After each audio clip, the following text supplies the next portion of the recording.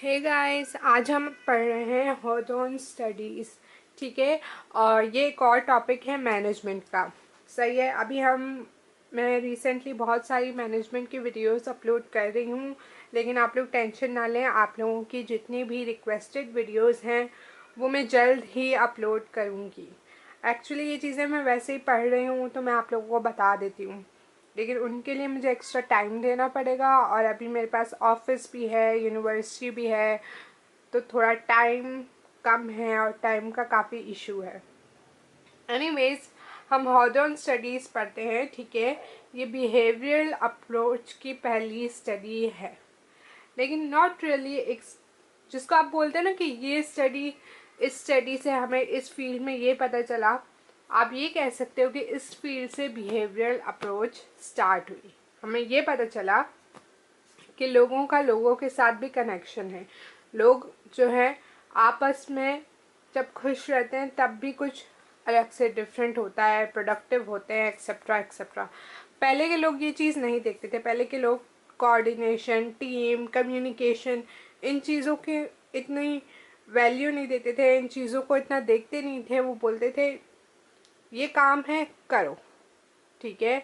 और आपने देखा होगा कि हमने फ्रेडरिक टेलर को पढ़ा, उसने कहा साइंटिफिक मैनेजमेंट, लेकिन उसने ये नहीं कहा कि एम्प्लॉयज़ को किस तरह रहना चाहिए।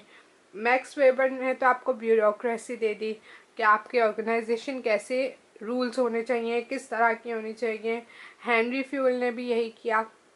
लेकिन इन सब लोगों ने एक एम्प्लॉय की तो प्रोडक्टिविटी की बात की। उन्होंने कहा कि एक एम्प्लॉय जो है इस तरह से प्रोडक्टिव हो सकता है, लेकिन उन्होंने उन सबको काम करने की, एक टीम की तरह काम करने की कोई बात नहीं की।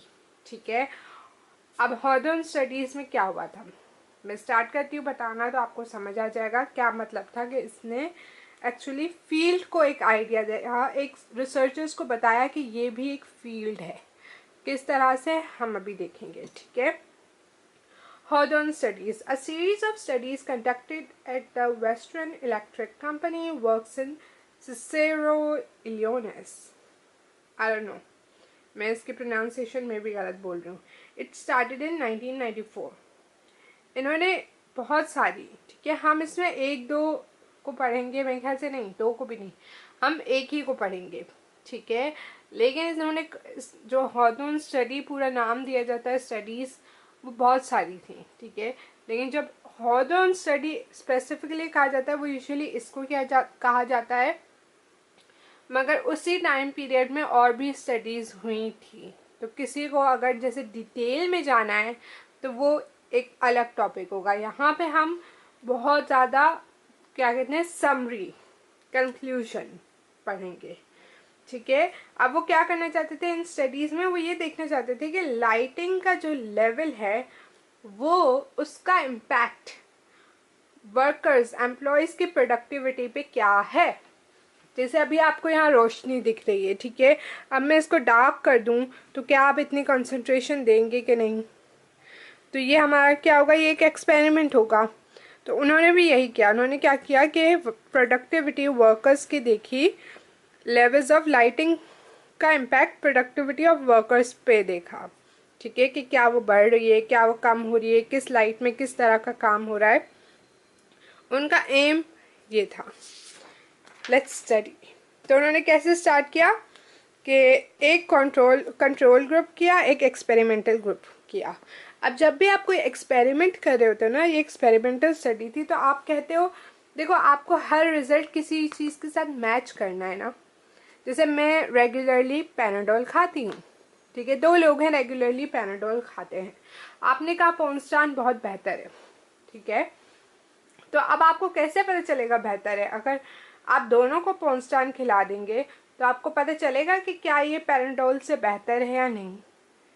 नहीं ना। या आप समझे बेहतर कुछ होना, आप समझे आपने कहा कि ये ना 1 घंटे में बुखार कर देती है, लेकिन पैराडोल दूर टाइम लगाती है। लेकिन मेडिसिन की तो फिर भी आप देख सकते हैं, पर आप एग्जाम्पल ले लें हेल्थ पे इम्पैक्ट वगैरह। अगर दोनों पैराडोल खाने लग जाएंगे, आपको कैसे पता चलेगा कि, सॉरी, दोनों पोन्स्टान खाने लग जाएंगे तो आपको कैसे पता चलेगा कि पैनाडोल खाने वाले पे क्या इम्पैक्ट था और क्या नहीं। तो आप क्या कहोगे, करोगे, एक को कहोगे यार आप पैनाडोल कंटिन्यू करो, सही है, जैसे आप खा रहे थे। दूसरे को कहोगे यार आप जो है ना पैनाडोल से पोंस्टान को सब्स्टिट्यूट कर दो, वो छोड़ दो, ये बेहतर है, ये खाओ, ठीक है। तो अब आप जब दोनों को यूं खिलाओगे और फिर दोनों का कंपैरिजन करोगे तो आपको पता चलेगा कि कौन सी बेहतर है और कौन सी नहीं। लेकिन हाँ, किसी भी एक्सपेरिमेंट में जब आप लोग लेते हो तो आपको ये देखना होता है कि दोनों की जो सिचुएशन है वो सेम है। इस सिचुएशन में हम क्या कहेंगे कि दोनों की हेल्थ प्रीटी मच सेम है, कोई ऐसा डिजीज नहीं है, कुछ नहीं है, जो है दोनों को है या नहीं है, राइट। तो ये एक बहुत अच्छी स्टडी होगी। उसी तरह हॉथॉर्न ने भी एक कंट्रोल ग्रुप रखा, एक एक्सपेरिमेंटल ग्रुप रखा। Constant intensity of light, control group को वही सेम कांस्टेंट एक ही इंटेंसिटी दी लाइट की, लाइट, ओके। और expose to various lighting intensities. Experimental group की जो है ना लाइटिंग उन्होंने चेंज की, उन्होंने उसको डिफरेंट लेवल्स पे लाए, ठीक है। कभी वो इंक्रीज कर देते थे कि बहुत ज़्यादा शार्प चीज़ें दिखें, कभी वो डिक्रीज कर देते थे कि कॉन्सेंट्रेशन से चीज़ें देखनी पड़ें, ठीक है।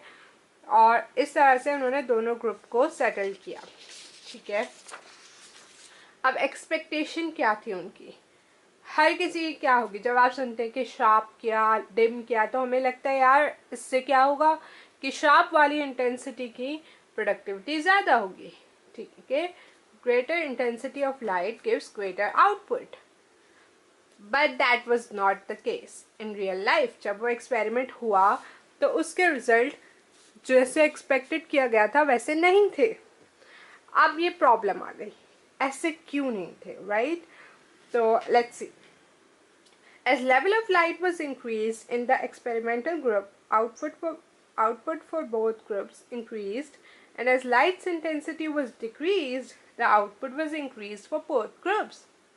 मतलब जब लाइट की इंटेंसिटी को बढ़ाया तब भी दोनों ग्रुप की जो आउटपुट थी वो इंक्रीज हुई, और फिर जब लाइट की इंटेंसिटी को कम किया तब भी दोनों ग्रुप की जो प्रोडक्टिविटी है वो सेम थी और इंक्रीज हुई इनफैक्ट, ठीक है। दोनों ग्रुप्स की बढ़ी, एक की नहीं बढ़ी। अब इसमें ये याद रखिएगा जब डिक्रीज की बात हो रही है इसका मतलब ये नहीं है बिल्कुल डिम हो गई है कुछ, मतलब एक नॉर्मल थोड़ी सी कम की, थोड़ी ज़्यादा की, आपको इतनी वो फीलिंग नहीं आएगी जो आप देखते होंगे किसी जगह पे थोड़ी कम लाइट हो लेकिन you can see stuff. But अगर आपके रूम में बहुत बड़ी लाइट है तो आपको पता होगा कि इतनी ज़्यादा तेज़ मेरे रूम में लाइट है, तो उस तरह का सीन है। लेकिन दोनों जगह पे आप चीज़ें देख सकते हैं, आपको कोई ऐसे इशू नहीं है। तो लाइट इंटेंसिटी डिक्रीज की लेकिन उससे, ठीक है। Productivity of experimental group was decreased only when light of light was reduced to that of a moonlight night. अब moonlight night पे क्या होता है, बहुत कम लाइट होती है, बहुत ही कम, कि आपको देखने में थोड़ी ट्रबल हो। तो जब उस इंटेंसिटी पे लाइट आई तो एक्सपेरिमेंटल ग्रुप की प्रोडक्टिविटी डिक्रीज हो गई, कम हो गई। लेकिन उससे पहले वो जितनी भी अप एंड डाउन लाइट की इंटेंसिटी को कर रहे थे, दोनों ग्रुप्स की जो प्रोडक्टिविटी थी वो सेम थी।